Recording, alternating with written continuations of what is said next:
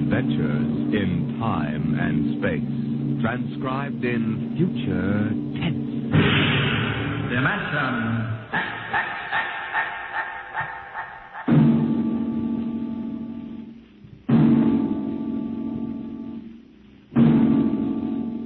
Can you predict what will come in 100 years, or in 10, or in the next minute? Some people think they can. Nuclear science, mathematicians, astronomers, biologists. They'll predict the shape of the future because they make the future, because they see beyond the known dimensions of time and space into the unknown, Dimension X.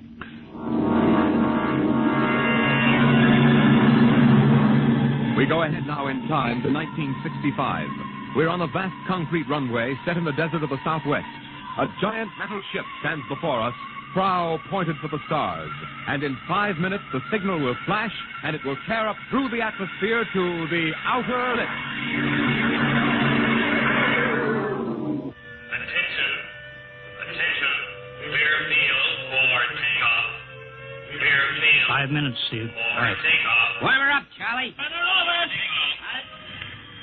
I want to go over procedure again, Steve. Don't worry, I got it straight. We'll just make sure. Okay. I take her up on jets to 50,000, then I cut in the rocket. No lower, or your tail blast will burn out 3 counties. I climb 4 minutes on rockets, then start maneuver test. Remember that, no more than 4 minutes. Right. This ship isn't like those strato-rockets you've been testing. She's the first one built for outer space. If she works, she can go clear to the moon. If I'd have known that, I'd have brought my toothbrush. No, not this trip. Now get this, Steve. You've got power there to clear the Earth's gravitational field. But remember, after you cut in the rockets, you've only got 10 minutes fuel. If you go beyond the outer limit and don't save fuel for the return... I know, I won't get down again. That's right, Steve. You'll drift off into space. Get that now. 10 minutes fuel. Gotcha. Now, as far as I'm concerned, this project is a lot more important than that cosmic ray bomb they're testing out in the Pacific tonight. Well, the Security Commission brass doesn't think so. I don't see any undersecretaries under anything. Don't worry. In the long run, our ship will make the CR bomb back-page stuff. But in the meantime, it's just as dangerous. Remember, half the principles in this ship are pure theory, Steve. Slide rule stuff. If anything goes wrong, we may have to scrape you off the landscape with a soup spoon. You have a charming sense of humor. Now, here's what I'm getting at. We're risking your neck in this test. If anything blows, we don't want to have the next man pull the same boner. I know, Hank. So keep your mic open and keep talking. If anything goes wrong, we want to know exactly why. And we won't be able to ask you. Let us know before you pull every switch.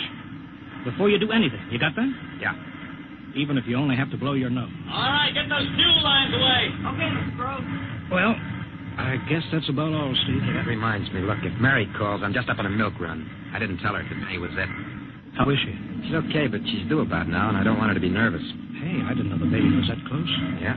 Steve, I really ought to be sending a single man on this job. What, cut me out of a soft paycheck? Forget it, Hank. You know you can't get anybody else who can take 15 G's acceleration when those rockets cut in. Yeah, I know.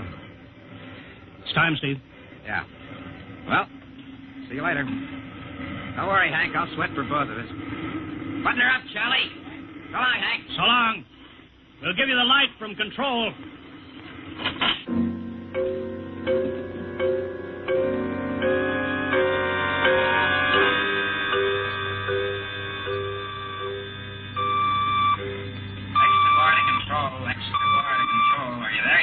Okay, Steve. Got you on the speaker. I'm ready to go. Mr. Hanson. Ready on radar, Sergeant? Mr. Hanson, you better see this. What is it, Elsa? Message center for Steve. Mrs. Weston just left for the hospital. What? Hello, Steve. Yeah. Stand by a minute. Shall we hold the takeoff, Mr. Hanson? What? Oh, yes. No, wait just a minute. It's too late now. You going to tell him? Maybe he's got enough to worry about. Hey, what's holding us up, Hank? Something on your mind? No, it's nothing, Steve. I just wanted to say good luck. Clear for takeoff, Charlie? Right. Okay. Give him the light.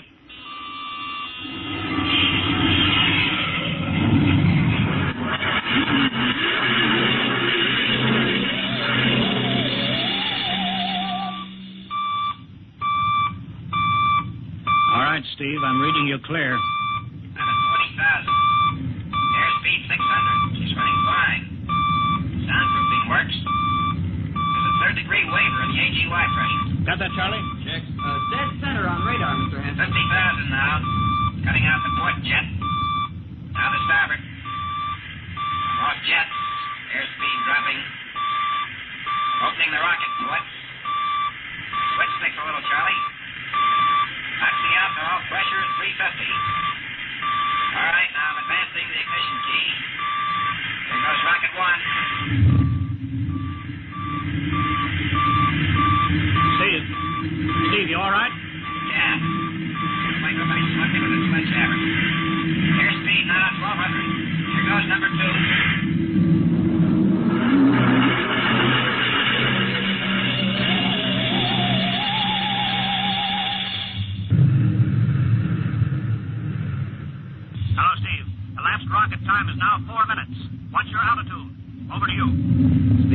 3,400. Still climbing.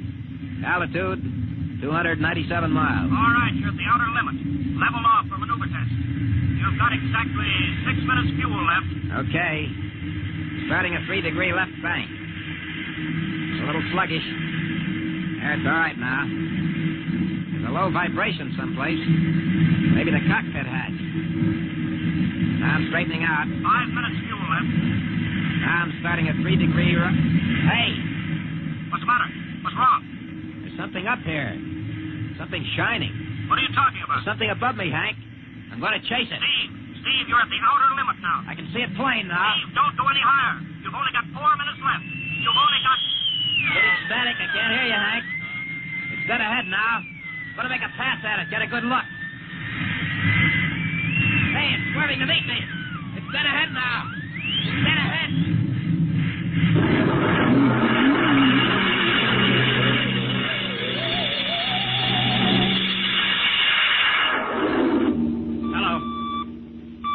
Hello, Steve. Steve, come in. 9 minutes fuel gone. Still no sign on radar. Hello, Steve. Steve, what's happened? Charlie, get out the crash squad. Tell the Army squadron to alert their search planes. Right. 9.5 minutes gone. Hello, Steve. Squadron. What's happened? Where the devil is it? Charlie, Hello. for Mr. Hanson. Come in, Steve. We need a search squadron. Come in. No, Mr. Hanson's busy. Hello, Steve.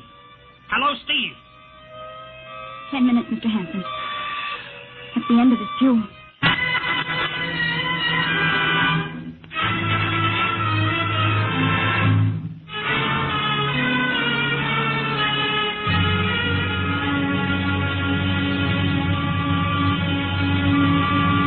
How long's it been now? 10 hours, Mr. Hanson. Nothing more on radar, Sergeant? Screen's blank. Colonel Corelli called in. Search planes are back. They didn't find anything. Should be some trace. Couldn't have bailed out, could he? You don't hit the silk at 4,400 miles an hour. Either went past the outer limit, ran out of fuel. Something blew, and we'll find the pieces scattered from here to the coast. Why does it have to be the best men? Always the best men. I'll get it.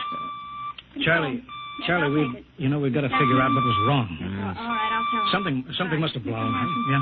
There's a message from Northside Hospital for Steve. Well, what is it? Mrs. Weston's fine. It's a boy. Thank you, Elsie. It's a boy, Charlie. Oh. Fine. It's a boy. He didn't even know she went to the hospital. How am I going to tell Mary that? Wasn't your fault, Mr. Hanson. Ship had to be tested. Yeah, we'll build another one, and some other flying fool will shoot past the outer limit into space. Oh, I'm getting old, Charlie. You can remember when I used to take them up myself. Now I've got to send other men. It's a job, Mr. Hanson. Now I'm afraid. Every time I hear a jet go off, I jump. Every time I have to send someone up in a new model, I start to sweat.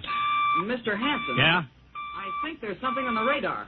No flights scheduled in, are there, Elsie? We have the whole day cleared. It's coming in behind us. Here it comes over the building. What crazy jockey is buzzing the field like that? Is that an Army plane, Charlie? I can't see. It's turning. Charlie, alert the field. I know that engine. Steve! That's impossible. Look, that's his ship. It can't be. Well, there's no other model like that. It's Steve, all right. Coming in. Thank God. Thank God.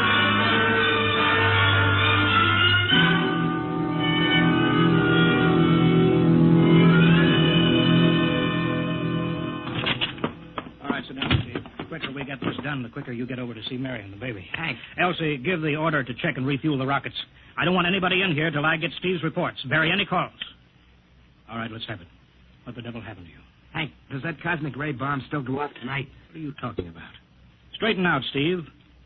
Where you been for the last 10 hours? Listen, Hank, there's something more important. Come on. I've got to get a report on the screen to Washington, so let's have it. I've got to know how you stretched 10 minutes fuel to keep you in the air for 10 hours. Now, one thing before I talk. Look, have the Steve. Geiger men run over the ship before they refuel. What'd you run into? So help me, Hank, I don't know. We better check and make sure it isn't radioactive. Elsie, add a Geiger report on the standard check. Steve, maybe we better have the doc look you over, too. No, I'll be all right. They said I'd be all right. They? Look, son, I know you've had a tough time, but we've had this field on the alert for 10 hours. One of the Army boys cracked up looking for you, and he's hurt bad. So let's have the story. Let's have it straight. I don't know how to tell you. Hank, I saw something up there. At 300 miles? I chased something up there, Hank, and I caught it. Now, don't hand me that, Listen, Steve. I was cruising along, just starting the right bank, when I spotted something. It must have been going about half my speed. It was egg-shaped and smooth. I made a pass at it, and I was coming back for another, and then there was a humming sound. Humming? A sort of vibration. And I blacked out. I was headed straight for it at 4,400 miles an hour. I thought it was going to be the biggest smash since Hiroshima, and I guess they were drinking that bottle. Never mind that, Steve. What happened? I came to inside their ship. Uh-huh. Steve, this whole thing has been a devil of a strain on you. I'm going to call Major Donaldson from the Army base. Ask him to sit in. A psychiatrist? Yeah, that's a good idea. Let him run his tests. He'll tell you I'm not kidding. Because, Hank, unless I miss my guess, I've just been tipped off to the way the world ends.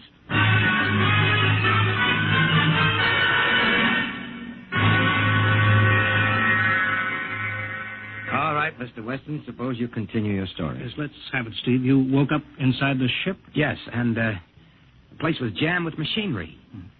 Dials, blinkers. I couldn't recognize anything. And you were surrounded by these men from Mars? I didn't say anything about men from Mars. I didn't even say they were men. I couldn't see them clearly. They were just there. Where did they come from, then? Another galaxy. Millions of miles outside of our solar system. That's all I know. You figure out where they came from. And they came all that distance to find the Earth? Yes. Did they tell you that? Yes.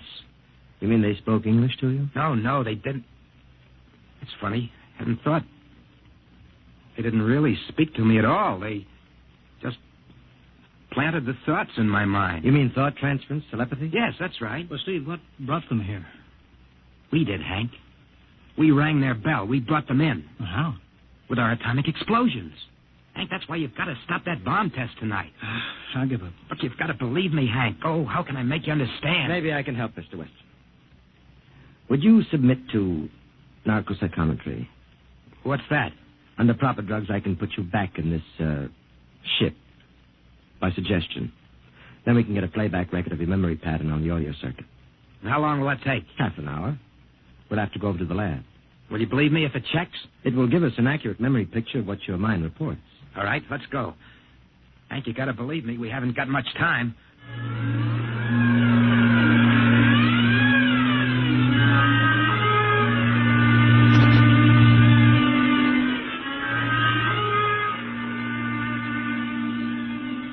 You should be getting drowsy now. Count backwards from 10. 10, 9, 8, 7, 6, 6.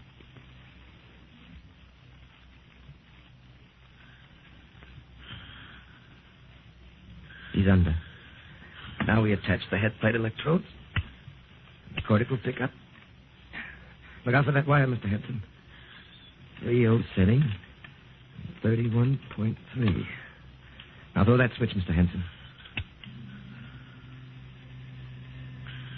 I have to start him off by suggestion. All right, Steve. You're in your ship now. You're in the rocket. You're in the rocket.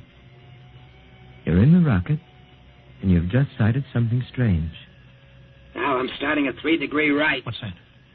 Hey, there's something up here. Something shining. His memory pattern. We're picking it up electronically. There's something above me, Hank. I'm going to chase it. It's piped through the audio circuits. I'm getting static. I can't hear you, Hank. This is where we lost contact with him. I'm going to make a pass at it and... Hey, it's swerving to meet me. It's dead ahead now. It's dead ahead. Now what? This is where he blacked out. There's no telling how long, minutes or hours. What's that noise? I don't know, quiet. Where? How did I get in here? What? Who are you? Is he seeing things? Intergalactic Patrol. What's that? What are they saying, Steve? What are they saying? It's about nuclear fission. They know about it. They know the danger of it. Long ago, they had wars that almost destroyed them. But finally, they learned. Now they've outlawed war. Go on, Steve. They patrol space. When their detector picks up an atomic explosion, they send a patrol. What are they going to do? They've quarantined us. Quarantine? They've isolated the Earth. Because we don't know how to control ourselves yet. Until we learn, we'll be a menace to the whole universe. What is this nonsense? Quiet. How are they going to do it, Steve?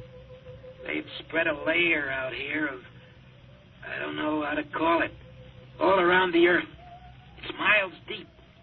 When there's an atomic explosion on Earth, the radioactive particles will drift up to this layer and set off a chain reaction. It'll go around the world in microseconds. And that's the end. The end? What's he... Wait. Yes. Yes. I understand. I've got to bring back the warning. You're going to put me back in my ship to bring the warning.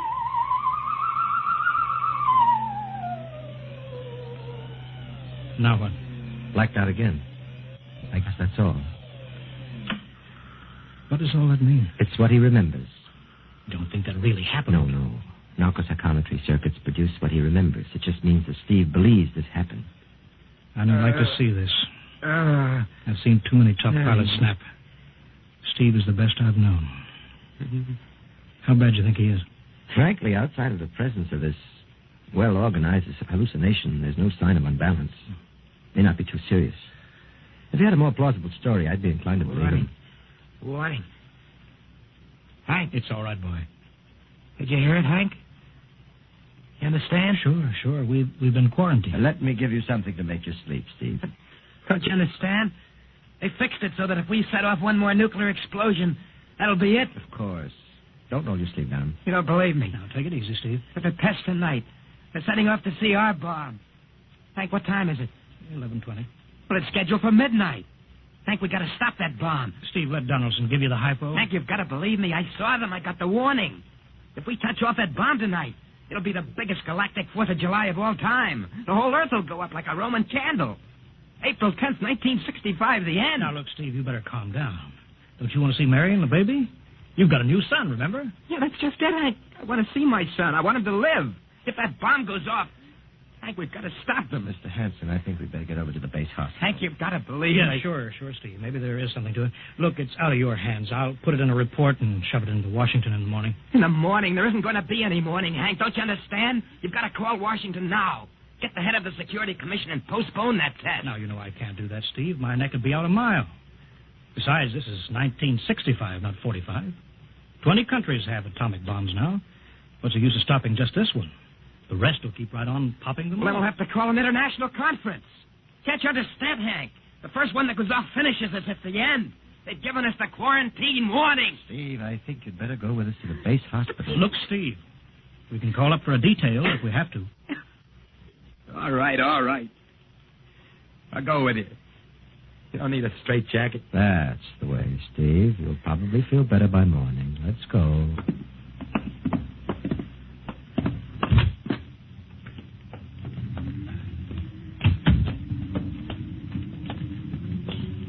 Well, Steve, tomorrow I'll drive you over to the hospital to see Mary and the kid.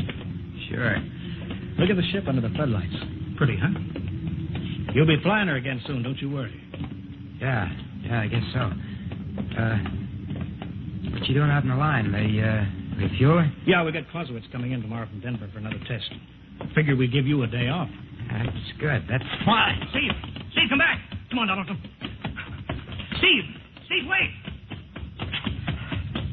He's heading for the rocket. Look, there he goes up. That crazy fool. We can't get at him now. That covers armor glass. He's waving. Yeah, towards control. It's the radio. He needs the radio. Come on. I should have gotten help.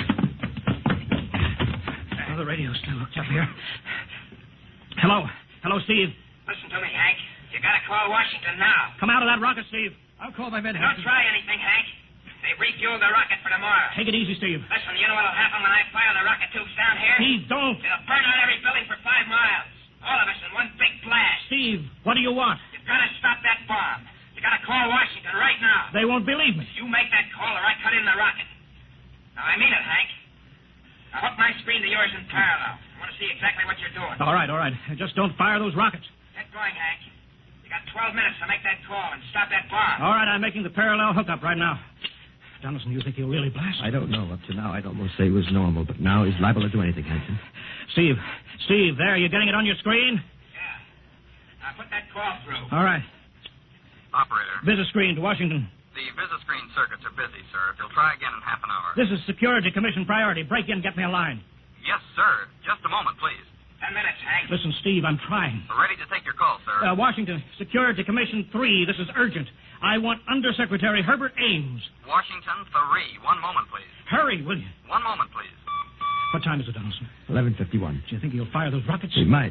Washington? Visit screen 3. Mr. Herbert Ames, please. That is a coded exchange. I cannot accept your call without clearance. Get it through, Hank. Listen, Washington, put it through. This is Mr. Hanson at San Marco Air Base. This is a priority call. I'm coded. One moment, please. I will check your code number. Get that through, Hank, and that bomb goes off at 12. Will you be reasonable, Steve? Your call has cleared, San Marco. Washington, visit screen 3.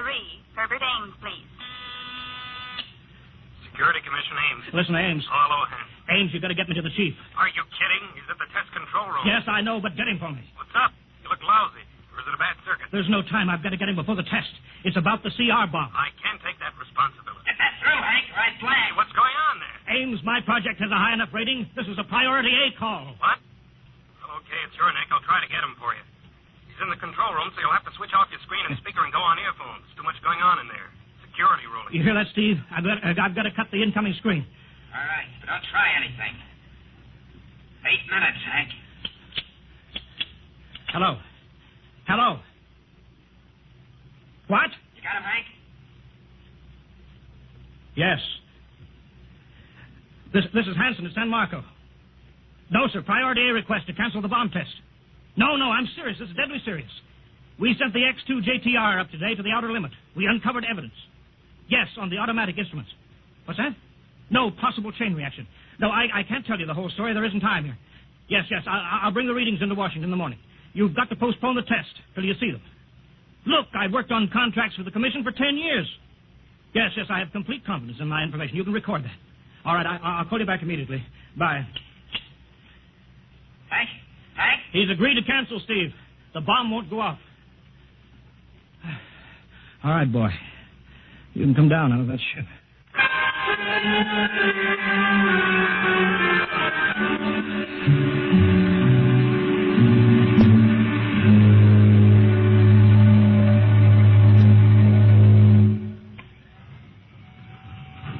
He's opening up. Here he comes. All right, Steve. Come on down. Sure, Hank. Just a second. Hank, I was scared. I was plain scared. Easy now. It's all over. The bomb won't go off. Thank God. Look, I want to see Mary and the baby. Can you get me transportation now? Oh, wait a minute. It's almost 12. They won't let you in the hospital now. I want to see the baby. Sure you do, but you've been under a strain. I've got a shot for you here, Steve. Give you a good night's sleep.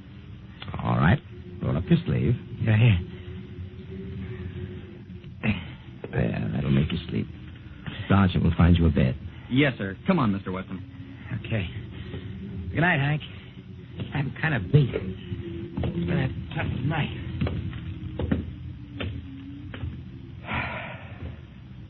It sure has. I thought for a minute he was going to blast those rockets and send us all to Kingdom Come. Yeah. Quite a stunt getting the ray bomb test called off. It isn't called off. But the chief said... Ames couldn't get the chief. I was talking to a dead circuit.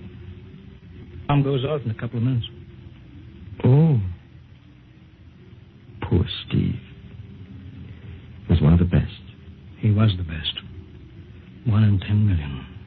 Some story of his, poor guy. For a while, he almost had me believing that quarantine. That's a very common delusion. End of the world. Yeah, I suppose so. It's a nice night. Never saw the stars so bright. We better be getting in. That wind is cold. Well, the bomb goes off in 30 seconds. Poor Steve. You know, Hanson, there's just one thing. Yeah? It's outside my field, but I'm curious. How did he keep that ship in the air for 10 hours with only 10 minutes fuel?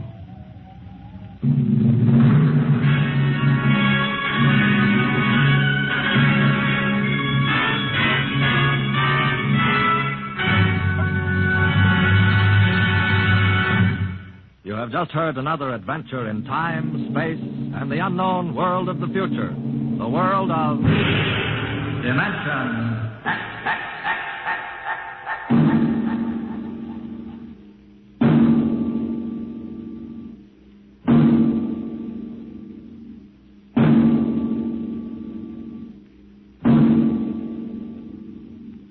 Next week, a star of the future appearing on the program of the future, Dimension X. Next week, Miss Nancy Olson, the talented young actress whose performance in Sunset Boulevard marks her as one of Hollywood's most promising young actresses, becomes the first of a group of rising young artists of stage and screen who have been invited to make an appearance in this series. So listen then for Hello Tomorrow, starring Nancy Olson on Dimension X.